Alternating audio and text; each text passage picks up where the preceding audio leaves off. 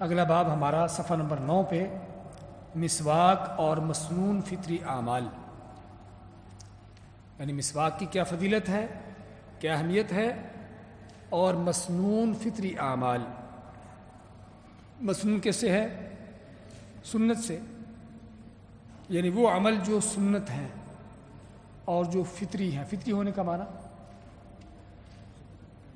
کہ جو اللہ نے انسان کی فطرت میں رکھے ہیں، ہر امت کے اندر رہے ہیں، انسان کی فطرت میں یہ چیزیں ہیں کہ اللہ اس کے رسول کی طرف سے کوئی الگ سے تعلیمات نہ بھی ہوں، یہ انسان کی فطرت میں یہ چیزیں ہیں کہ وہ ان چیزوں کو کرے، یہ معنی فطری اعمال۔ تو مسئلہ نمبر 52، تمام اوقات اور خصوصاً وضو کے ساتھ مسواک کرنا سنت ہے۔ اور یہاں پر مزید ایک لفظ کا اضافہ کر لیں، وضو اور نماز کے ساتھ۔ تمام اوقات، ہر وقت مسواک کر سکتے ہیں، صبح، شام، دوپہر، رات، کسی وقت بھی مسواک کر سکتے ہیں۔ اور نبی اکرم صلی اللہ علیہ وسلم سے بعض اوقات میں خصوصی طور پر ذکر آتا ہے مسواک کرنے کا، سو کر اٹھنے کے بعد، جب گھر میں داخل ہوتے، اور وضو کرتے ہوئے، نماز کے وقت، اس طرح مختلف اوقات میں آپ کا ذکر آتا ہے مسواک کرنے کا۔ تو ہر وقت مسواک کی جا سکتی ہے، کرنے کا اہتمام کرنا چاہیے، اور خصوصی طور پر وضو کے ساتھ اور نماز کے وقت۔ اس کی دلیل کیا ہے؟ لولا ان اشق علی امتی لامرتهم بالسواک مع کل وضوء۔ آپ نے فرمایا کہ اگر مجھے اپنی امت پر مشقت کا احساس نہ ہو، مجھے یہ نہ ہو کہ لوگوں کے لیے مشکل ہوگی، تو میں ان کو ہر وضو کے ساتھ مسواک کرنے کا حکم دیتا۔ اس میں پہلی بات تو رسول کریم صلی اللہ علیہ وسلم کا رحمت للعالمین ہونے کا وہ صفت ہمارے سامنے آتی ہے کہ کیا آپ کی شفقت ہے، مہربانی ہے امت کے ساتھ۔ اور یہی معنی اللہ تعالیٰ کے فرمان کا، عزیز علیہ ما عنتم، کہ وہ چیز جو تمہاری مشقت کی ہے، مشکل کی ہے، اللہ کے نبی وہ نہیں چاہتے، وہ ان کو، آپ کو ناپسند ہے۔ تو اس لیے آپ فرماتے کہ مجھے اپنی امت کے اوپر مشقت کا احساس نہ ہو، اگر کہ لوگوں کے لیے مشکل ہوگی تو میں ان کو ہر وضو کے ساتھ مسواک کرنے کا حکم دیتا۔ لیکن ہر آدمی کو مسواک مہیا نہیں ہوتی کہ ہر وضو کے ساتھ کرے۔ اگر آپ حکم دے دیتے تو کیا ہوتا؟ فرض ہو جاتی، اور فرض ہو جاتی اور نہ کرتے تو گناہگار ہوتے۔ اس لیے آپ نے اس کو سنت چھوڑ دیا، جو کر سکے تو نیکی اجر مل جائے گا، جو نہیں کر سکے تو کوئی گناہگار نہیں ہوگا۔ لیکن کرنے کی ترغیب ہے اس کے اندر، اس جملے کے اندر بہت بڑی ترغیب ہے کہ آپ نے صرف اس لیے حکم نہیں دیا، واجب نہیں کی کہ تاکہ لوگوں کے لیے مشکل نہ ہو۔ اس کا معنی کہ اگر مشکل نہ ہوتی تو آپ اس کو واجب قرار دیتے۔ اور بعض روایتوں کے اندر لولا ان اشق علی امتی لامرتهم بالسواک مع کل صلاۃ، وضو کی بجائے نماز کا لفظ ہے وہاں پر، اور یہ بھی صحیح بخاری مسلم کی روایت ہے۔ حضرت ابو ہریرہ کی اسی حدیث میں، صحیح بخاری مسلم کی روایت میں، ہر نماز کے وقت، تو یہ دو مخصوص طور پر وقت ہے کہ جس میں مسواک کرنے کا اہتمام کرنا چاہیے، وضو سے پہلے، وضو کرتے ہوئے، اور نماز سے پہلے۔ اور خصوصاً وضو کرتے ہوئے تو شاید کو کرتے ہوں گے، لیکن نماز سے پہلے کبھی کسی کو نہیں دیکھا۔ اور اس سنت کو چھوڑ دینے ہی کا نتیجہ کیا ہے کہ آج بعض جاہل لوگ، کوئی اگر کسی کو نماز کے وقت مسواک کرتے دیکھتے تو اس کو ڈانٹتے ہیں، روکتے ہیں کہ تم یہ کیا کر رہے ہو۔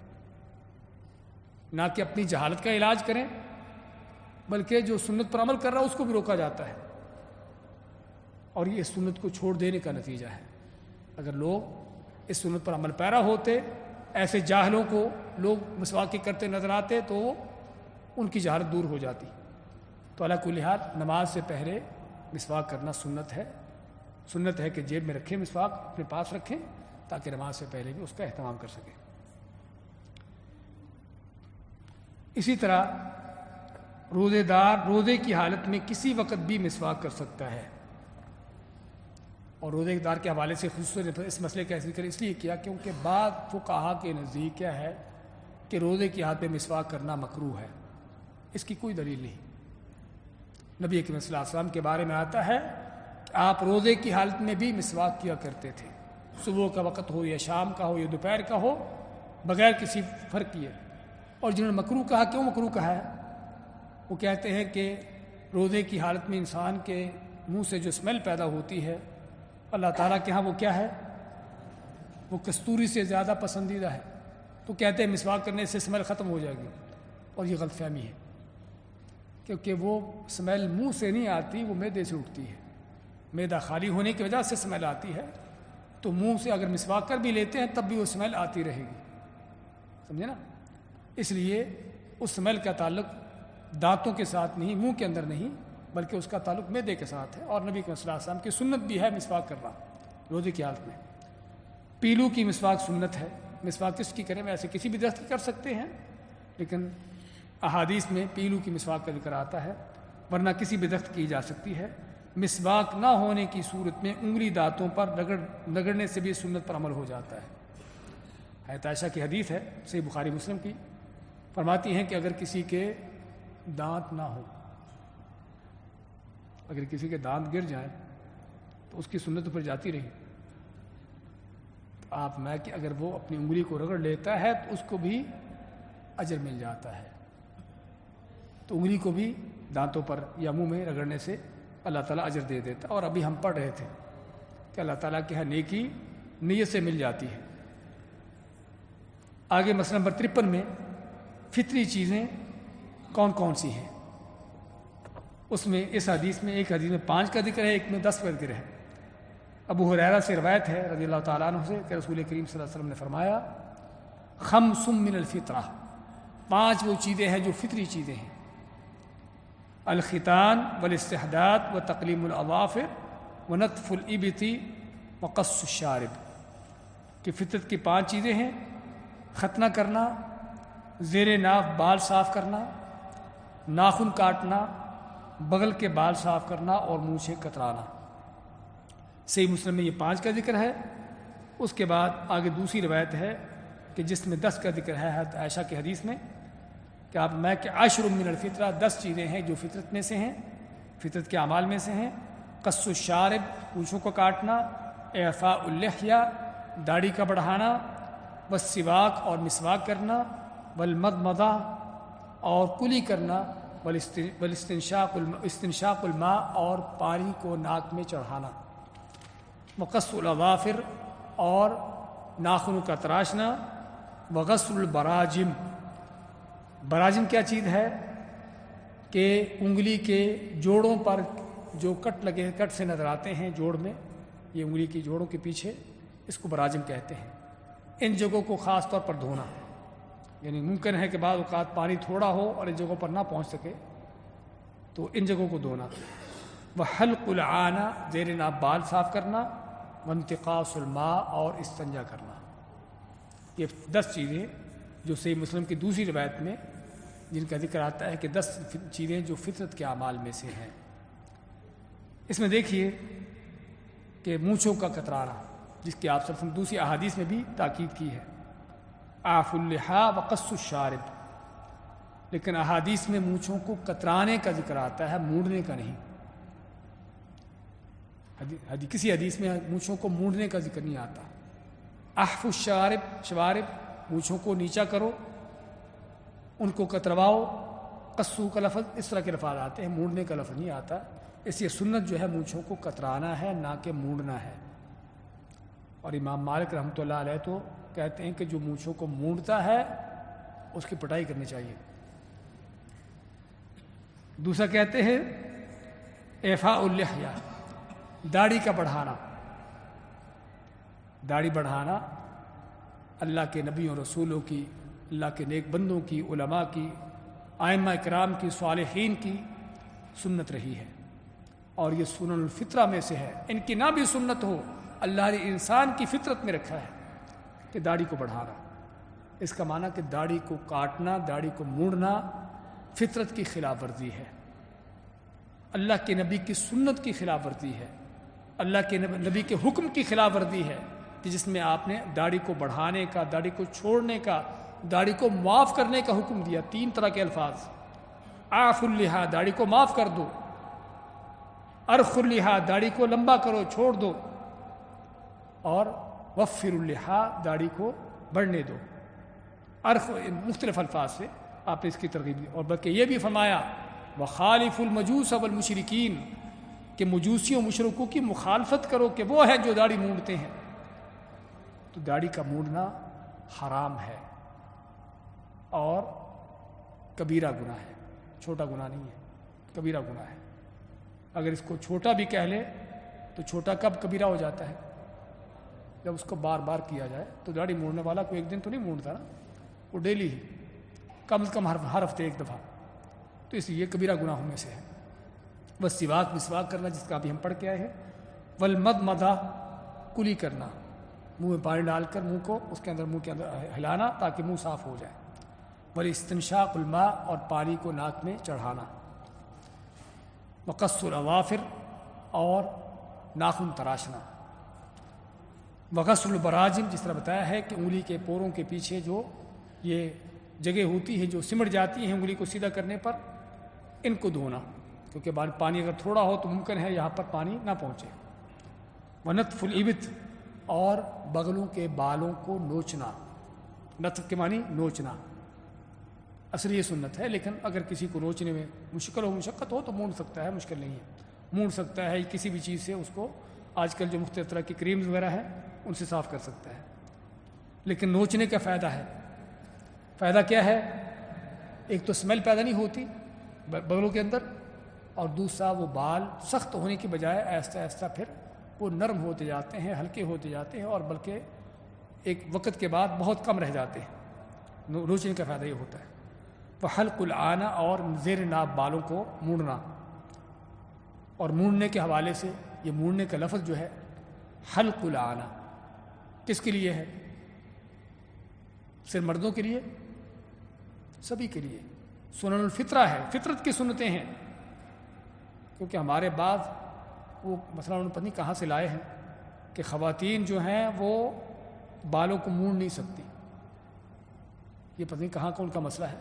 حدیث آپ کے سامنے ہے، صحیح مسلم کے الفاظ حلق العانہ عام مرد عورتوں سبھی کے لیے، وانتقاص الماء اور استنجا کرنا پیشاب وغیرہ کر کے۔ اس کے بعد 54 نمبر مسئلے میں مسلمان مردوں اور عورتوں کو 40 دن میں بال ناخن وغیرہ کاٹ لینا چاہیے۔ سیدنا انس بن مالک کی حدیث فرماتے ہیں کہ ہماری مونچھیں کترانے، ناخن کاٹنے، بغل کے بال اور زیر ناف بال صاف کرنے کے لیے زیادہ سے زیادہ مدت کی 40 دن تک مقرر کی گئی، صحیح مسلم کی حدیث میں۔ اب اس میں کوئی شک نہیں کہ بعض ایسی چیزیں ہیں کہ جو 40 دن تک اتنی زیادہ نہیں بڑھتی، یعنی 40 دن تک ہی ان کا صاف ہونا، وہ 40 دن کی لمٹ کافی ہے، لیکن بعض ایسی چیزیں ہیں جس طرح کے ناخن ہیں، مونچھیں ہیں، اور یہ بڑھنے کے انداز بھی لوگوں کے ایک جیسے نہیں ہوتے، بعض لوگوں کے بال ناخن بہت تیزی سے بڑھتے ہیں، بعض لوگوں کے ایسا ایسا بڑھتے ہیں، تو اس لیے یہ 40 دن کی مدت زیادہ سے زیادہ مدت ہے۔ ورنہ اگر دیکھیں کہ مونچھیں بڑھ رہی ہیں، ہونٹوں تک پہنچ رہی ہیں، کھانے پینے میں پڑ رہی ہیں، تو ظاہر بات اس کو کاٹنا چاہیے، چاہے وہ 10 دن کے اندر بھی کیوں نہ ہو۔ ناخن بڑھ رہے ہیں اور زیادہ بڑھ رہے ہیں، جس کے اندر گندگی جمع ہو رہی ہے، تو ان کو کاٹنا چاہیے، چاہے وہ 2 ہفتے یا 3 ہفتے کے درمیان کیوں نہ ہو۔ کوئی یہ نہیں کہ بھی آپ نے 40 دن کے ذکر کیا ہے، میں 40 دن سے پہلے نہیں کاٹوں گا، چاہے وہ کتنے بھی لمبے ہو جائے، تو یہ وہ مدت ہے جو زیادہ سے زیادہ ہے، اس سے زیادہ نہ ہو۔ رسول اکرم صلی اللہ علیہ وسلم نے داڑھی رکھنے اور مونچھیں کاٹنے کا حکم دیا۔ عبداللہ بن عمر رضی اللہ عنہ فرماتے ہیں کہ رسول اکرم صلی اللہ علیہ وسلم نے فرمایا خالف المشرکین، مشرکوں کی مخالفت کرو، احف الشوارب، مونچھوں کو نیچا کرو، کترواؤ، واوف اللحا اور داڑھی کو بڑھاؤ، داڑھی کو بڑھاؤ، مونچھوں کو کترواؤ، یہ آپ کی سنت ہے اور آپ کا حکم ہے۔ ختنہ کرنا مردوں کے لیے واجب ہے، ختنہ مردوں کے لیے واجب ہے، اگر بچپن میں کسی وجہ سے ختنہ نہ ہوا ہو تو جیسے ہی ممکن ہو کرنا چاہیے۔ ابو ہریرہ رضی اللہ تعالیٰ عنہ سے روایت ہے کہ رسول اکرم صلی اللہ علیہ وسلم نے فرمایا ابراہیم علیہ السلام نے 80 سال کی عمر میں تیشہ لکڑی کا چھیلنے والا جو آلہ ہوتا اس سے ختنہ کیا۔ علی کل حال علماء کے ختنے کے بارے میں کیا کہنا ہے کہ ختنہ بچپن میں کرنا سنت ہے، جب تک بچہ بالغ نہیں ہے، چھوٹا بچہ، سنت ہے کہ اس کا ختنہ کیا جائے، لیکن جب وہ بلوغت کو پہنچ جائے تو اس کا ختنہ کرنا واجب ہے۔ کس لیے؟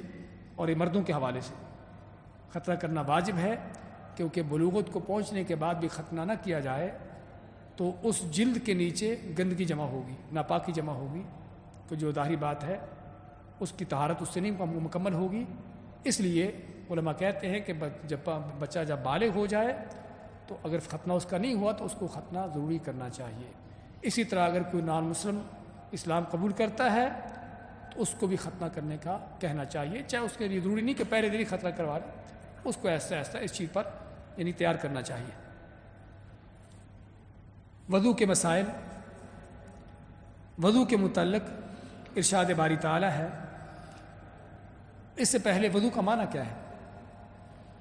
اگر آپ سے کوئی پوچھے وضو کا لفظ جو آپ کہتے ہو وضو کا معنی کیا ہے، آپ کہو گے کہ میں ہاتھ دھونا، منہ دھونا، یہ سارا وضو ہے۔ وہ کہے گا ٹھیک ہے یہ وضو کا عمل ہے، لیکن وضو کا معنی کیا ہے؟ وضو کا لفظ وضاء سے کہ کسی چیز کا روشن ہونا، چمکدار ہونا، سمجھے نا؟ تو کوئی شک نہیں کہ وضو اللہ نے اس امت کے لیے، اور صرف اس امت کے نہیں بلکہ سابقہ امتوں کے اندر بھی ہے، لیکن اس امت کے اندر وضو کی خصوصیت ہے۔ تو اس وضو کا جو حکم دیا ہے انسان کی ستھرائی صفائی کے لیے، اور اس سے اللہ تعالیٰ جو انسان کے چہرے پر روشنی پیدا کرتا ہے، تو یہ وضو کا لفظ۔ اس کے بارے میں قرآن کریم میں اللہ تعالیٰ کا فرمان ہے، یا ایھا الذین آمنوا اذا قمتم الی الصلاۃ فاغسلوا وجوہکم وایدیکم الی المرافق وامسحوا برؤوسکم وارجلکم الی الکعبین۔ یہاں تک وضو ختم ہو گیا، کعبین تک وضو کا حکم ختم ہو گیا۔ آگے آیت کے آخر میں ہم پڑھیں گے کہ ما یرید اللہ لیجعل علیکم من حرج، کہ اللہ تعالیٰ نے تم کو یہ حکم دے کر تم پر کوئی تنگی نہیں کی، تم کو مشکل میں نہیں ڈالا، لیکن کیا ہے ولیکن یرید لیطہرکم، لیکن اللہ تعالیٰ تم کو پاک کرنا چاہتا ہے وضو سے، غسل سے، جس کا بیان ہوا ہے اس آیت کے اندر، ولیتم نعمتہ علیکم، اور تاکہ اللہ تعالیٰ تم پر اپنی نعمت پوری کر دے، لعلکم تشکرون، تاکہ تم اللہ کا شکر ادا کرو۔ تو آیت کے شروع میں اللہ نے وضو کا حکم دیا اور فرمایا کہ یا ایھا الذین آمنو، اے وہ لوگوں جو ایمان لائے ہو۔ اہل ایمان کو اللہ جب مخاطب کرتا ہے تو اہل ایمان کا فرض ہے کہ کان کھول کر سنیں، کہ اللہ باقی لوگوں کو چھوڑ کر ان سے مخاطب ہے، ان کو کوئی حکم دے رہا ہے۔ کیا حکم دیا جا رہا ہے؟ اذا قمتم الی الصلاۃ، جب تم نماز کے لیے کھڑے ہوتے ہو تو پھر فاغسلوا وجوہکم، وضو کا طریقہ دیا۔ اس کا مطلب یہ ہوا کہ وضو کب فرض ہے؟ جب نماز پڑھنا ہے۔ عام حالت میں وضو فرض نہیں ہے، سنت ہے، مستحب ہے کہ آدمی طہارت سے رہے، باوضو رہے، سوتے ہوئے بھی وضو کر کے سوئے، یہ بہتر ہے، افضل ہے۔ لیکن فرض کب ہے؟ اذا قمتم الی الصلاۃ، جب تم نماز کے لیے کھڑے ہوتے ہو۔ اور یہی ایک متفق اعلیٰ جو مسئلہ ہے وضو کے حوالے سے وہ یہی ہے کہ نماز ہی ایک ایسا رکن ہے، یہ ایسا عمل ہے کہ جس پر سبھی علماء کا اتفاق ہے کہ اس کے لیے وضو شرط ہے۔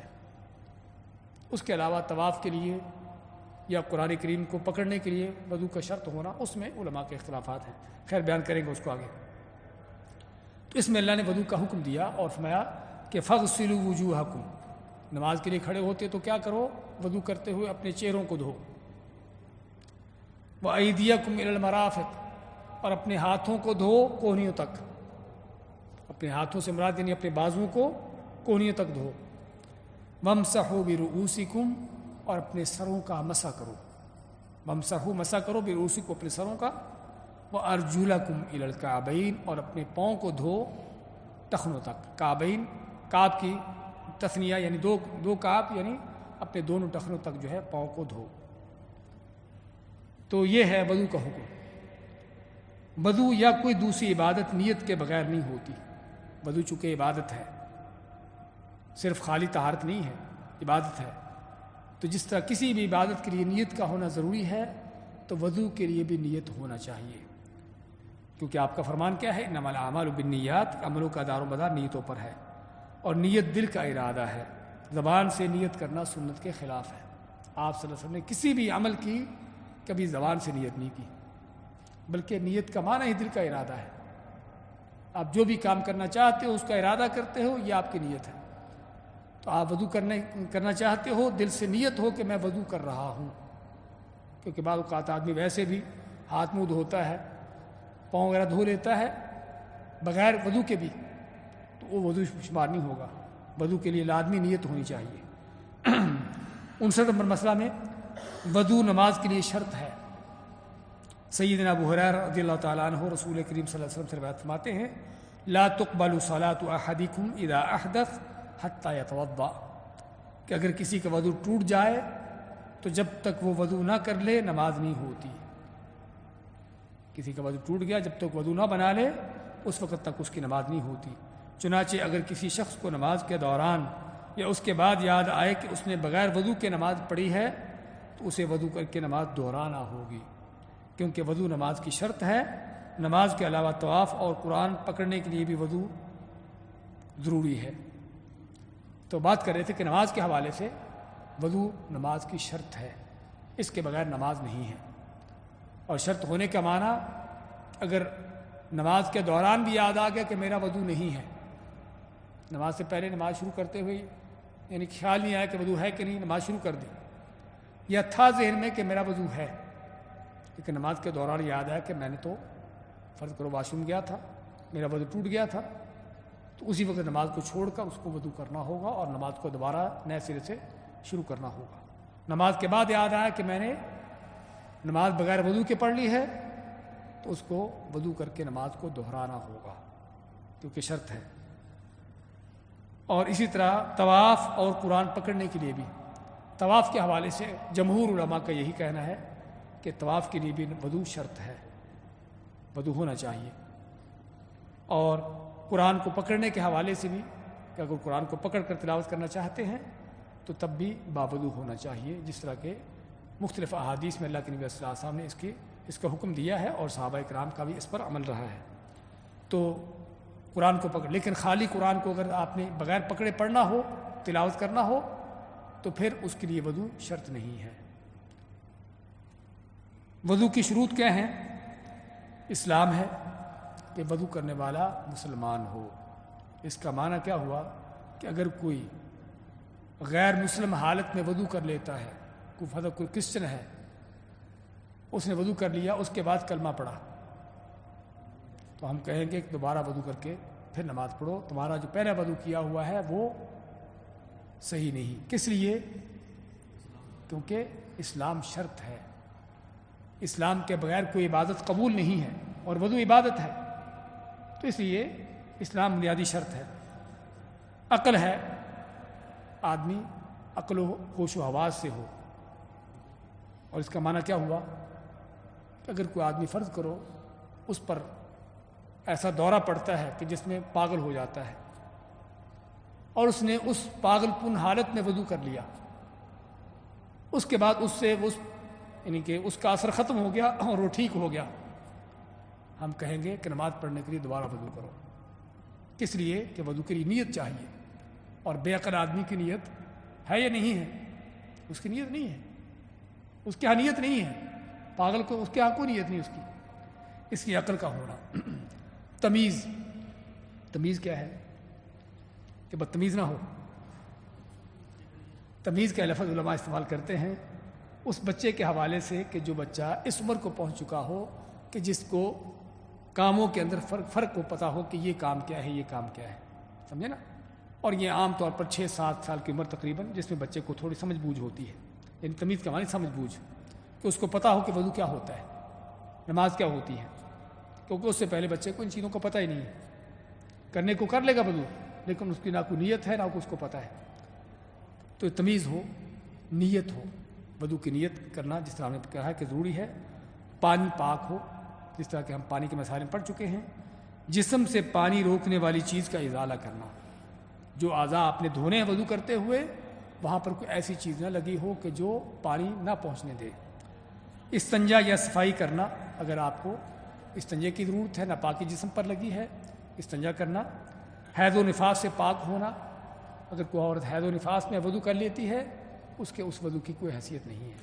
تمام واجب اعضاء دھونا، جو وضو میں جن اعضاء کا دھونا فرض ضروری ہے ان تمام اعضاء کو دھویا جانا۔ بارک اللہ فیکم و جزاکم اللہ خیر۔